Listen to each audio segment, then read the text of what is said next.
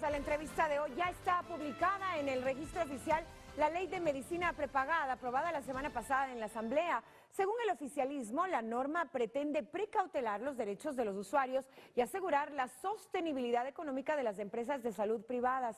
Sin embargo, estas últimas insisten en que la normativa provocaría la quiebra de varias de ellas. Además, están en contra de pagar por las prestaciones de salud que sus usuarios se realicen en la red pública de salud. María Alejandra Vicuña, integrante de la Comisión de Salud, nos acompaña desde Guayaquil para hablar de la ley aprobada. Asambleísta, buenos días.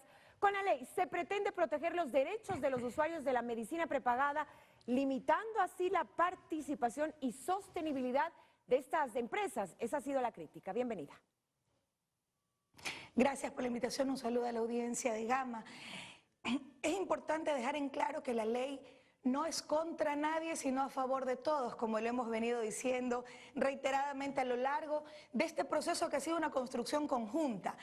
Bajo ningún punto de vista, yo recuerdo cuando escucho esas expresiones, qué pasó en el marco del debate, por ejemplo, de la Ley Orgánica de Regulación del Control del Tabaco.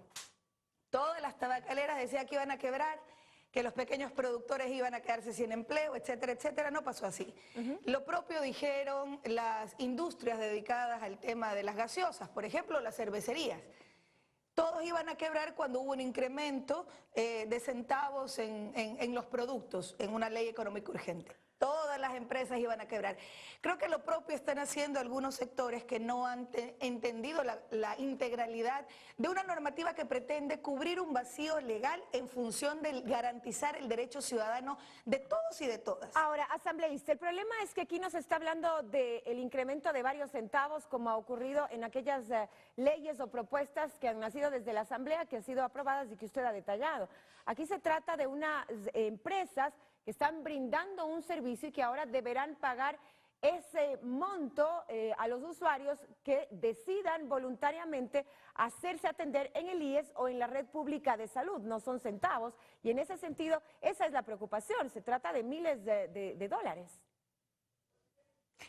No es un tema de reducirlo a centavos o a millones de dólares como usted refiere. 420.000 afiliados más o menos de personas que tienen una cobertura en la medicina prepagada que llegan realmente alrededor de 900.000 en un total, en un universo total.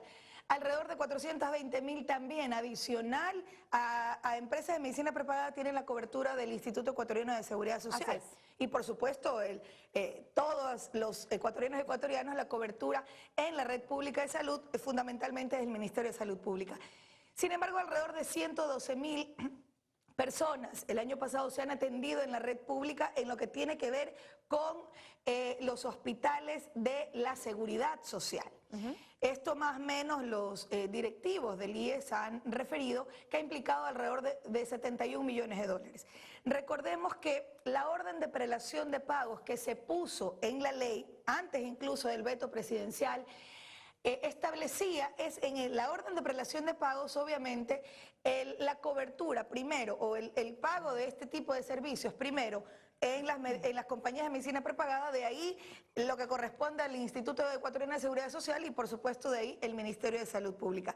¿Qué es importante aquí decir? Si yo como usuaria de la medicina prepagada opto por ir o al Teodoro Maldonado o al Hospital Guayaquil, pero también a una clínica privada, la empresa con la que yo tengo una relación contractual, de acuerdo al plan o programa de medicina prepagada que he adquirido, tiene la obligación de asumir esa responsabilidad, es decir, de cubrir esa relación contractual en el marco de lo que establece precisamente esos planes. Cubrir la prima, dice usted, cubrir la prima, ¿no? ¿Qué pasara? Sí, ¿qué pasara si efectivamente en lugar yo de ir a la red pública me atendiera o ese 30% más o menos que es el grupo de personas que de una u otra manera se atienden en la red pública pero que tienen sin lugar a dudas la posibilidad de hacerlo en la red privada? Las compañías de medicina prepagada, según lo que refieren, están recibiendo una suerte de subsidio indirecto del Estado. Pero si yo no fuera a la red pública, si no me atendiera en la red privada, es decir, en la red complementaria del Sistema Nacional de Salud, que comprende las clínicas y hospitales privados, ¿Qué pasaría con esas empresas? Es decir, no están asumiendo la obligación contractual que tienen conmigo como usuario, como para poner un ejemplo. Entonces, eso es lo que preocupa y precisamente otro de los vacíos legales que pretende cubrir la norma que ya está vigente es precisamente el determinar con claridad las atribuciones y las competencias de las autoridades vinculadas a la temática. ¿Qué pasa, asambleísta, en el otro caso? Es decir, si es que el IES o la Red Pública de Salud y cualquiera de sus hospitales remite a un paciente a las clínicas privadas. Lo propio, recordemos que la orden de prelación de pagos ya se estableció. El paciente, el usuario, no va a tener que pagar absolutamente nada. La orden de prelación de pagos en el caso de derivaciones o de atenciones en todo el Sistema Nacional de Salud, que usted sabe que lo comprenden lo público y lo privado, la orden de prelación de pagos está claramente establecido en la ley. Primero, la cobertura que han asumido la responsabilidad contractual estas empresas cuando de una u otra manera los usuarios han contratado un plan de medicina prepagada. De ahí la cobertura del IES y de ahí obviamente en los casos que corresponda el Ministerio de Salud Pública. Lo importante es que el usuario está garantizado el derecho del acceso a la salud, por supuesto, y la cobertura total, porque el excedente no cubierto lo asume la red pública. ¿Habrá escuchado usted también que una de las críticas a propósito de esta ley recientemente aprobada tiene que ver con la falta de recursos económicos de parte del gobierno? Es precisamente eso lo que haría pensar a muchos que se está dando esta ley precisamente para que se pueda tener más recursos, para que el IES pueda gastar menos y para que sea la empresa privada quien dé esos recursos al Estado. Es que no es un tema de disputar los recursos de lo privado o de lo público. ¿Cuál es la responsabilidad contractual cuando los usuarios de medicina prepagada tienen un contrato, tienen un plan que han accedido, por el que pagan mensualmente a determinadas empresas de medicina prepagada? ¿Cuál es la responsabilidad de la compañía? El asumir integralmente el 100% de lo que establece el contrato, que normalmente o en algunos casos es 50-50, 70-30, 80-20. Es decir, en los casos en los que hay una cobertura de la compañía de medicina prepagada y el valor del excedente no cubierto que el Estado lo está asumiendo, porque cuando hay una derivación en la red pública a la red complementaria por disponibilidad de camas, etcétera, etcétera, es la red pública la que asume integralmente la parte no cubierta. ¿No le falta plata al IES entonces? Los planes. ¿No le falta plata al IES?